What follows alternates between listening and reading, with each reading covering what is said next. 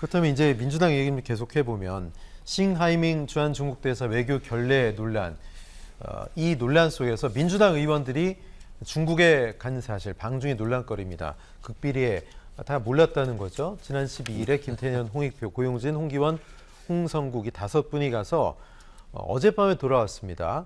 근데 어제 또 추가적으로 7명이 나갔습니다. 도종환, 박정, 김철민, 유동수, 민병덕, 김병주, 신현영.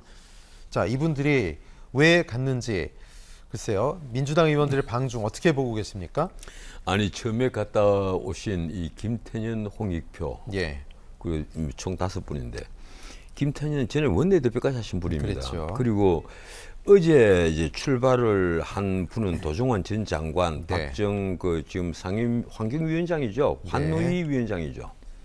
그래서 당의 중진들을 포함해서 5분, 7분 이래 갔는데 어제 간 분은 더 큰 문제가 있다고 봅니다. 어떤 문제요? 티베트 관광 간 거죠. 3박 4일 티베트 관광 갔고 현장에서 물론 이제 베이징에서 장관급을 한 분을 만나는 걸로 예정이 잡혀가 있습니다. 그 예. 베이징에서는 그렇게 하고 티베트로 가서는 부주임, 이 전인대 부주임을 만납니다. 네. 그 일정을 빼놓으면 나머지는 전부 다 관광 일정이에요. 계속 말해서.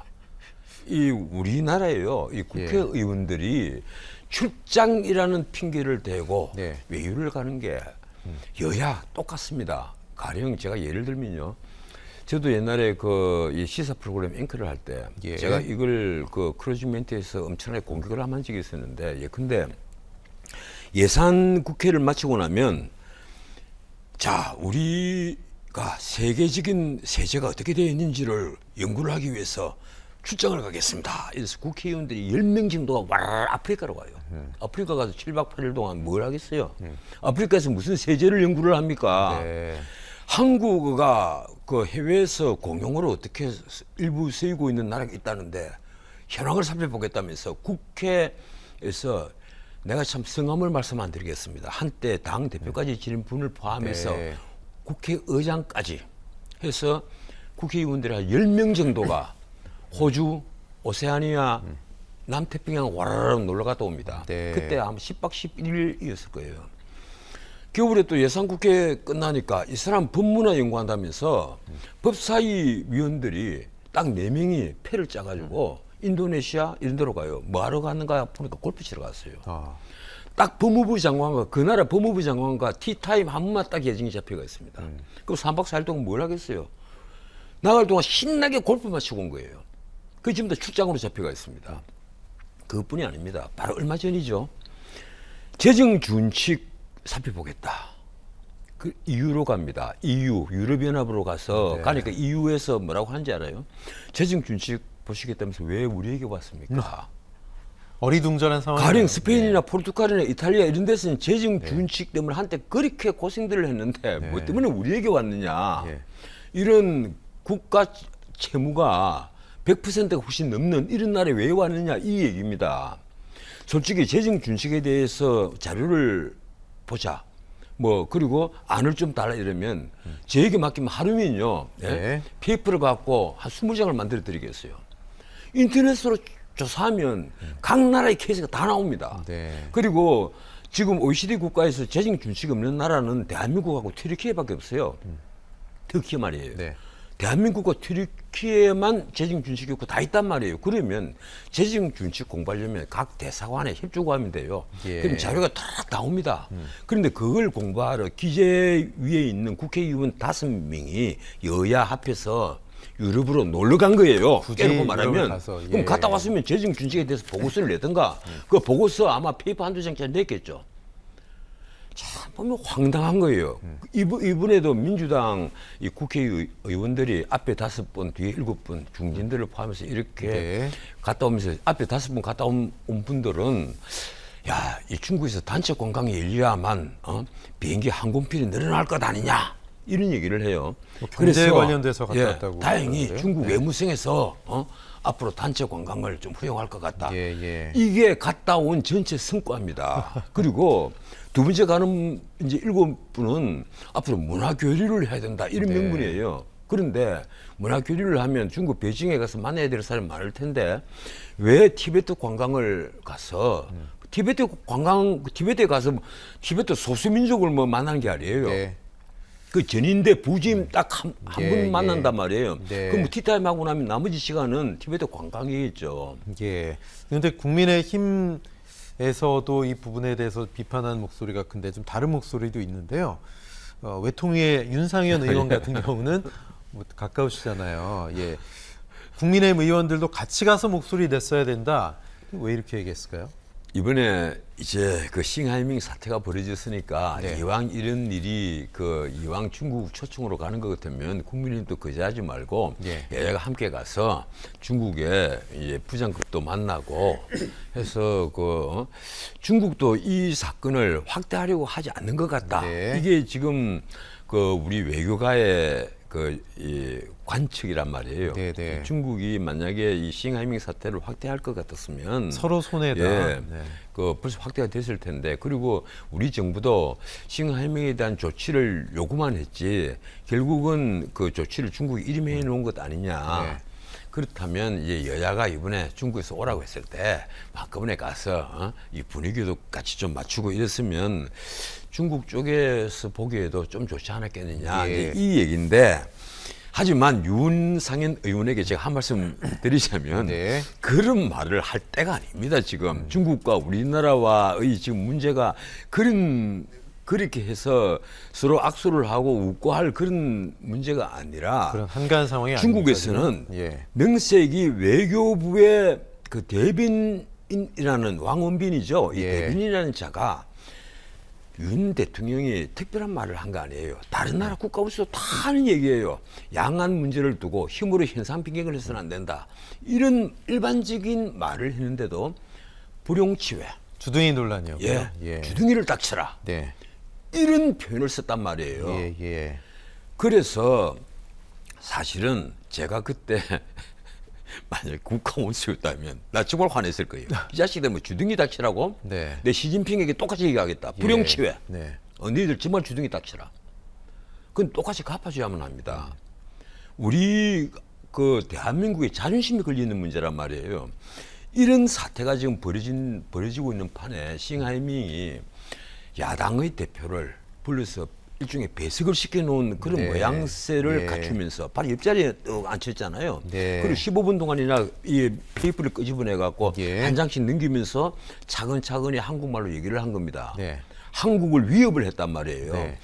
너 미국 쪽에 베팅하면 너희들 반드시 후회한다.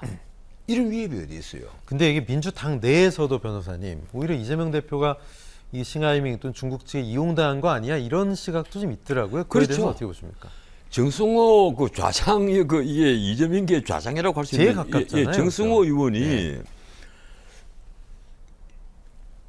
왜 그 자리에서 한마디 안 했느냐. 네. 적어도 이 야당 대표 같으면 한마디 해야 된다는데 제가 보기로는 그런 것 같습니다. 이재명 대표가 아직도 이 중앙 정치 익숙하지 않은 부분이 있거든요.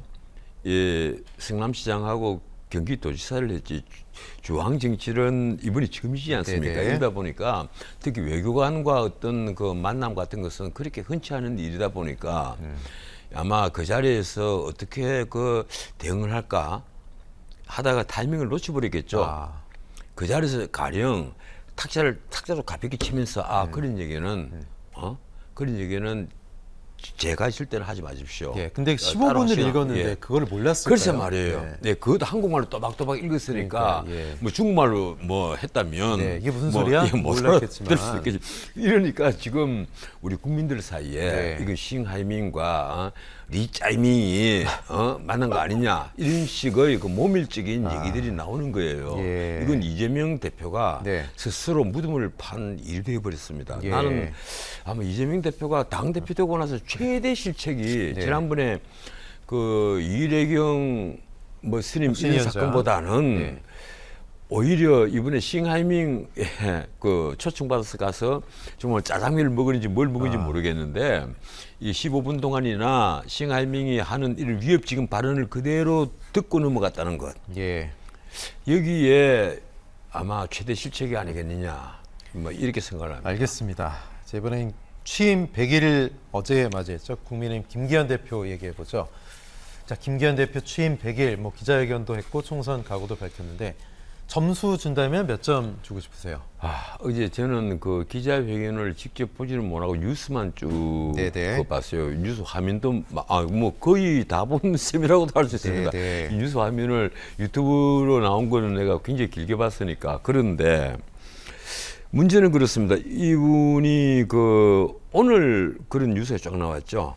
이재명 그리고 김기현 양당의 대표에 대한 이 국민의 그 지지도 그리고 그 또 반대 이 부정평가 예. 이게 나왔는데 윤 대통령에 대한 긍정평가 부정평가 차이보다 더 큰 것 같아요. 두 분 다 그래요. 이재명도 네네. 그렇고 김기현 대표도 그렇고 긍정평가는 그 뭐 20%대 후반이고 부정평가는 50%대 후반이고 거의 2배 정도가 된단 말이에요. 예. 왜 그리 일이 생기느냐? 쉽게 말하면 대중의 마음을 빼앗지 못하고 있다. 이 대중에게 가슴으로 다가가지 못한다는 거예요. 그게 참 말처럼 쉽지 않을 겁니다.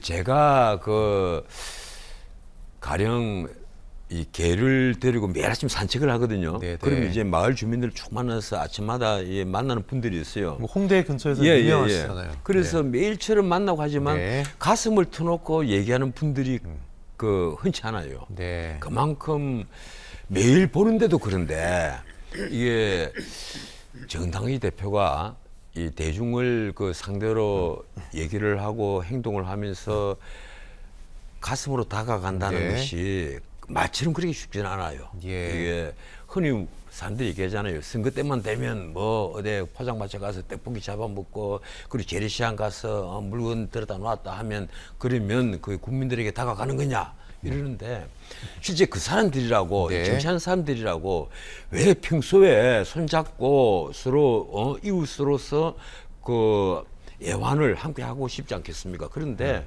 정치하는 사람도 나름대로 워낙 바쁘잖아요. 일정이 가득 차 있고 그렇죠. 하니까 네네. 이 애환을 함께 하는 것은 힘든다는 건데 문제는 가령 김기현 대표가 어제 기자회견을 하면서 취임 100일 그리고 총선 300일 전 여기에 의미를 부여하면서 기자회견을 했는데 네. 제가 그 말하는 내용을 들으면서 깜짝 놀랐습니다. 어떤 내용이요? 저는 솔직히 말해서 김기현 대표와 개인적으로 굉장히 좀 가깝기 때문에 예. 제가 만약에 미리 좀 만났으면 이런 말은 해서 안 된다. 내가 코치를 한번 했을 거예요. 뭔가 하면 처음에 이런 얘기를 했어요. 민심 공천을 하겠다. 네. 저는 그건 참 잘했다고 봐요. 민심 공천을 한다. 뭐 거기에 반대할 수는 없을 겁니다. 그런데 그 다음에 뭐 다음 총선에서 우리가 과반 의석이 필수다. 그래야 윤석열 정부가 탄력을 받는다. 그까지도 저는 당연한 말씀이다. 네. 그걸 목표로 삼아야 된다. 그런데 당은 당규에 따라서 시스템 공천하겠다. 시스템 공천. 예. 네. 누가 듣더라도 고개를 끄덕 끓일 만한 말로 들릴 네네. 겁니다. 우선은요. 그리고 두 번째, 공천 과정에 사심 개입이 절대 없도록 하겠다. 사심 네. 개입이 없도록 하겠다. 이 말은 최근에 이제 그 용산 대통령실에서 앞으로 검사 공천을 하지 않겠느냐, 윤심 공천을 하지 않겠느냐, 그렇죠. 이런 말이 파다하니까 여기에 아마 대비하는 말일 겁니다. 그런데 한번 생각해 보십시오. 시스템 공천을 하고 사심 공천이 없으면 어떻게 되겠어요? 그건 기득권 공천이에요. 기존에 하던 분들이 예, 그대로. 힘 가진 네. 놈들이 놈들이라고 표현해서 죄송합니다. 힘 가진 분들만 예. 전부 다 공천을 받는 그리고 전혀 변화가 없는 그런 공천이 되어버린단 말이에요. 그러면 국민의힘은 망합니다. 국민의힘은 망해요. 나는 다음 총선에 있어서 국민의힘이 어디서 승부를 봐야 되는가 하면 적어도 절반 이상의 물갈이를 하지 않으면 예. 국민의힘은 끝난다. 네. 저는 그렇게 봐요. 수도권이 위험하다 이런 얘기 왜 많잖아요. 그런가 하면요. 이미 예. 정체성이 흔들려가 있기 때문에 네네. 정체성을 중심으로 그리고 미래 비전, 희생정신이 있느냐 없느냐. 희생정신은 곧장 공복이 될 그런 자질이 있느냐 없느냐는 예. 거예요. 이런 것을 다 이 소명의식까지 다 따져가지고 점수를 매겨서 정말 물갈이를 할 걸 해야 돼요. 무조건 젊다고 해서 점수 주고 그리고 여성이라고 해서 점수 주고 하는 유명하다고 것도 점수 주고, 이제는 그렇죠? 지양을 해야 네. 합니다. 그리고 평소에 유명세 갖고도 안 되고 네. 저는 그런데 국민의힘이 그 굉장히 어렵다고 생각을 해요. 불가능할 겁니다. 네. 제가 지난번 전당대회 때 최고위원들 쭉 뽑는 걸 옆에서 지켜보면서 예. 국민의힘은 이래 갖고는 되지 않는다.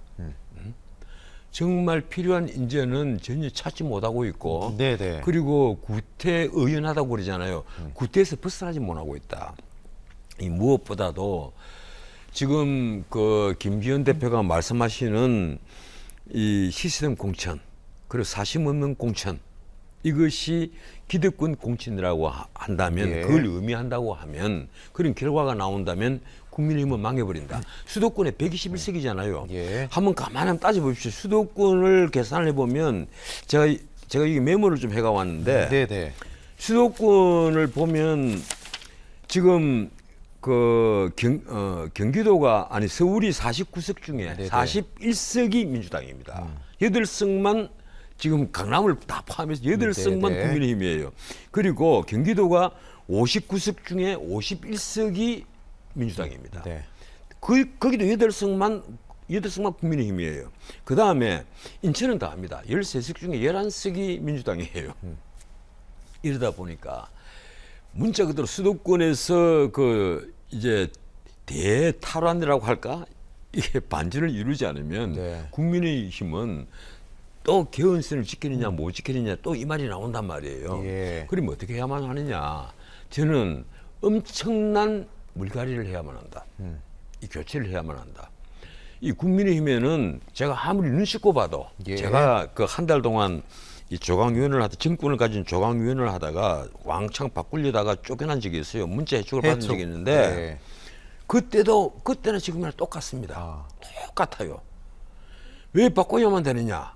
우선 정체성이 흔들리는 사람이고 전부 다 책상 물림들이에요. 네.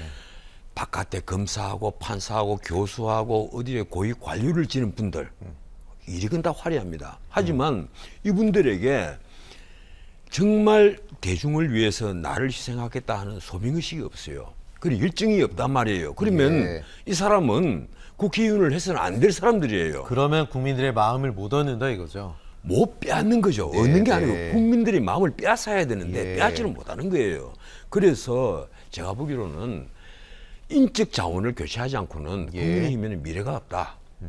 그런데 이 교체 자체를요. 네. 제가 어제 김기현 대표 그 기자회견을 하는 걸 보면서 느꼈습니다. 아, 이대로 현재의 지도부로서 그리고 윤 대통령이 어떤 마음을 먹고 있는지는 모르겠지만 예. 윤 대통령의 생각으로서도 국민의힘이 결코 이걸 바꿀 수는 없을 것이다. 그런데 문제가 있습니다. 국민의힘도 그렇고 민주당도 그렇고 구심력보다는 당기는 힘보다는 원심력이 더 크단 말이에요. 지금 뭐 일부 평론가들은 무슨 소리냐, 윤석열 대통령으로 구심력이 있고 그리고 이재명 대표를 중심으로 구심력이 때라는데 그 구심력은 뭔가 하면 공천권을 의미하는 겁니다. 이 진정 그 당의 중심으로 전부 다 모여드는 그런 힘보다는 원심력, 흩어져 나가는 그런 힘이 더 센 이유가 뭔가 하면요. 당이 이념과 정책으로 뭉치지 못했기 때문이에요. 네. 그러면 이번에 공천 때 나 정말 좋은 기회라는 생각을 합니다. 제대로 물갈이를 좀 해 주십시오. 제대로. 예. 이게 사람의 지금까지 경력이나 어떤 이런 걸 다 떠나서 문자 그대로 성품과 자질, 열정을 봐서 물갈이를 해주시면 네. 국민들은 언제든지 박수 칠 준비가 되어 있다. 예. 이 말씀을 자, 드리겠습니다. 민주당이 새 혁신위원장에 김은경 한국외대 로스쿨 교수를 선임했습니다. 자, 김은경 교수, 한국외대 법학전문대학원 교수고요. 전 금융감독원 부원장을 지냈습니다. 문재인 정부에서 임명돼서 이례적으로 3월까지 임기를 마쳤고요. 전 대한법률구조공단 이사, 전 새정치민주연합 당무감사위원입니다. 자, 민주당 대변인 얘기는 원칙적이고 개혁적인 성향을 가진 인물로 참신성 등이 반영됐다 이렇게 얘기하고 있습니다. 자, 김은경 위원장, 변호사님 어떻게 보십니까? 예, 그래서 이분이 이 법학자라고 해야 되겠죠. 법조인이라기보다 그 법률 실무를 하는 뭐 판검사, 변호사 이런 쪽이 아니라 이 공부를 하신 법학자 출신인데 이 법학자 출신이 금감위 부위원장까지 했단 말이에요. 금감위 예. 부위원장이 몇 분이 있습니다. 그런데 그러고 나서 정부기관의 위원들을 아주 많이 했더라고요. 네. 그리고 대학 교수가 되신 분인데 이분이 가령 정당의 혁신을 담당할 경륜, 경험 혹은 뭐 경력이 있느냐. 예. 제가 보기엔 눈치껏 봐도 그건 없어요. 이 정치판에 들어와서 정당을 혁신하는 네. 그런 일을 하실 분은 아닌 걸로 보인단 말이에요. 예. 그런데도 이 권칠성 그 수석 대변인 얘기로는 이 온화한 성품으로 원칙주의자다. 그리고 개혁적 성향이다. 좋은 말은 다 갖다 붙여놨습니다. 네. 그런데 더 큰 문제가 있어요. 어제 그 발표를 하면서 아주 재밌는 표현을 썼어요. 과제와 역할 구성은 앞으로 구성되는 혁신기구에 맡기겠다. 그리고 최고위가 그걸 추인을 해주겠다. 네. 이런 식이란 말이에요. 그러면 지금 김은경 교수는 자기 업무가 뭔지 역할도 정해지지 않고 과제도 부여받지 못하고 예. 그리고 그 구성을 어떻게 하는지도 그 잘 모르는 채 이 혁신위원장이라는 자리를 예. 제안을 오늘 그동 받은 거예요. 네. 내가 무슨 일을 해야 되는 건지 그러네요. 그 자리 예. 어떤 자리인지도 전혀 정해지지 않았는데 그리고 이재명 대표만 해도 그렇습니다. 혁신위원장을 가령 선임을 한다 이러면 지금 자기 퇴진 요구에 자신에 대한 퇴진 요구에 대응을 하기 위해서 혁신위원장 자격을 뽑아서 혁신위에 이름을 하겠다 이런 건데 혁신위가 뭘 할 건지 최고위에서 미리 논의가 돼야죠. 근데 그게 전혀 논의되지 않았단 말이에요. 그래서 앞으로 과제와 역할 구성을 혁신위에 맡겨갖고 혁신위가 결정을 하면 최고위가 그걸 받아들이겠다. 네. 뭐 이런 건데 도대체 이게 정상적인 정당인지 아닌지도 모르겠고. 그럼 그 혁신위의 과제 숙제는 누가 주는 겁니까? 그래서 말입니다. 네. 그게 제가 궁금해하는 네. 거예요. 제가 그 한번 대외적으로 이런 말을 한 적이 있습니다. 그 글도 썼고 유튜브도 그렇게 찍고 또 방송에서도 그런 얘기를 했는데 국민의힘은 당 정체성이 지금 무너졌기 때문에 지금 이렇게 대혼란을 겪고 이 민주당이 이렇게 엉망진창인 상태를 보여주는데도 온갖 네. 리스크가 범벅이 되어 있는데도 국민의힘 지지도가 올라가지 않아요. 그렇죠. 여론조사를 보면 민주당보다 국민의힘 지지도가 오히려 떨어지거나 가령 그 오늘 갤럽이 발표한 걸 보면 똑같습니다. 양당의 지지도가. 예. 그런데 사흘 전 리얼미터를 보면 오히려 그 민주당이 국민의 지지를 더 많이 받고 있어요. 한 4, 5%더 나오는 걸로. 예. 그래, 이런 일이 왜 벌어지느냐? 당 정체성이 흩어져 있단 말이에요. 예. 그런데 그러면 민주당은 왜 이러냐? 민주당은 보면 저는 그렇게 생각합니다. 이 정책에 대한 몰이해, 무지, 그것 때문이 아니냐. 이 민주당의 민주연구원 그 부위원장을 지낸 분이 있습니다. 최병진이라는 분이 있는데 네. 이분이 그 제야를 포함해서 이 진보 좌파에서 그 생활만 22년을 하신 분이에요. 이분이 이번에 책을 썼는데 그 책 아주 재밌는 말이 있어요. 가령 이 정책에 대한 몰이해가 어느 정도인가 하면 이 최저임금 1만 원 있잖아요. 네. 거기 이제 문재인 정권에서 처음에 공약을 내걸고 그걸 모토로 했는데 그 1만 원이 어떤 의미에서 좋은 정책이었느냐. 직관적인 구호로 외우기 좋은 정책이었다. 네. 그밖에 없다. 그럴 정도로 정책에 대해서 진보 좌파 전체가 무시했다는 겁니다. 저는 그 책을 대충 보면서 깜짝 놀랐어요. 아, 우리 진보 좌파가 정말 지금 가령 이재명 대표가 오래전부터 뭐 기본금융, 뭐 기본소득, 네, 기본주택 뭐 이런 얘기 시리즈가 하잖아요. 있었죠? 예. 근데 이 기본 이걸 해도 기본 시리즈를 쭉 얘기를 해도 왜 진보 좌파에서 여기에 대한 어떤 비판이 전혀 없고 왜 반발이 없느냐. 단적 반발이 나와야만 될 문제인데 무지의 소치라는 예. 말씀이신가요? 그런데 왜 그런가 하고 잘 모르고 있었는데 네. 그리고 과거 정권에서 소득주도 성장을 그렇게 줄기차게 밀어붙이고 탈원지를 밀어붙였을 때 예.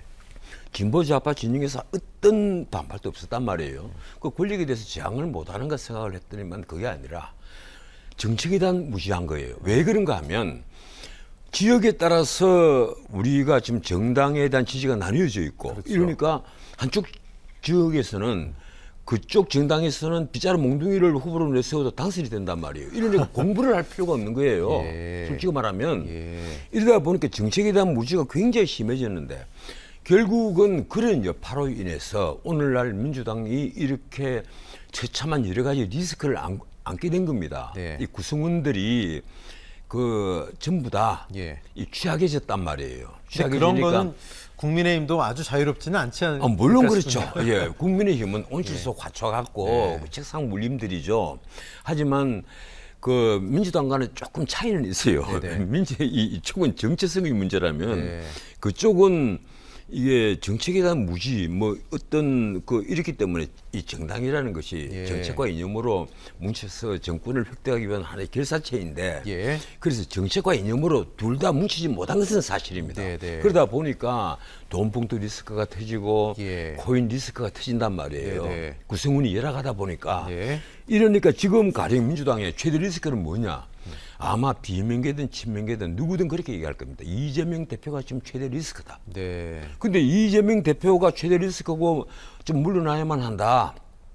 이제는 공직을 내려놓고 물러나실 때입니다. 이렇게 막 얘기를 하는데도 본인이 버티면서 이번에 혁신위를 만들었잖아요. 예. 그 혁신위를 만들고 김은경 교수를 혁신위원장을 모시는 건 좋은데 최소한 모시려면 최고위에서 미리 어떤 과제 이걸 우리가 부탁을 드리겠습니다. 이걸 좀 해주십시오, 맡아주십시오 이래야 되는데 과제, 역할, 구성 이건 서로 오시는 혁신위원장께서 네. 다 구성도 하셔갖고 다 과제를 우리는 이거 하겠다 이러면 우리 최고위가 추인을 하겠다 이래 갖고 말이 안 되죠. 그런데 그 이민을 보면요 이렇습니다. 예. 뭘 결정하더라도 지금 민주당에서 최고위 그리고 당무위 중앙위원회 이 3개 위원회에서 다 추인을 해줘야만 돼요. 네. 이러니까 이 3개 위원회를 장악하고 있는 분이 누군가 하면 이재명 대표란 말이에요. 네. 결국은 이재명 대표가 오케이 해야만 예. 혁신위가 뭘 추진하더라도 네. 그것이 가능한 것이지 예.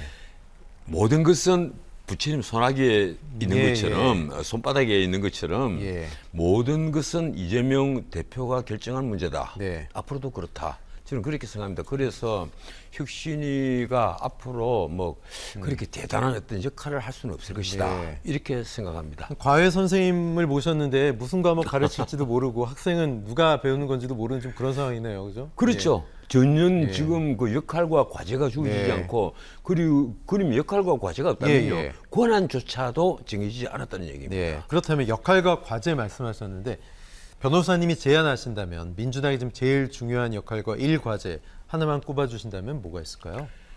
대표로부터 공천권을 빼앗아야죠. 아. 공천권을 문자로 제가 만약에 민주당에 예. 혁신위원장을 맡았다면 네. 자 상향식 공천합시다.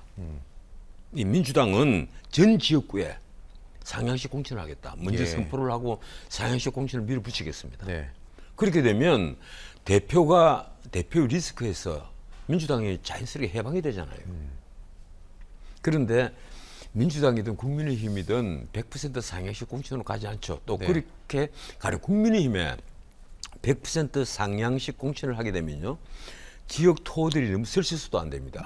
예. 지역 토호들이 뭐 다 할 건데요. 네. 그렇게 해서는 또 국민의힘이 집권 여당으로서 올바른 공천을 못 할 수가 있죠. 예. 민주당이나 국민의힘 지금 상황이 조금 다르군요. 많이 다르죠. 네. 이 민주당은 지금 야당이지 않습니까? 네. 야당의 경우에는요, 100% 상향식 공천해도 저는 가능하다고 봐요. 네.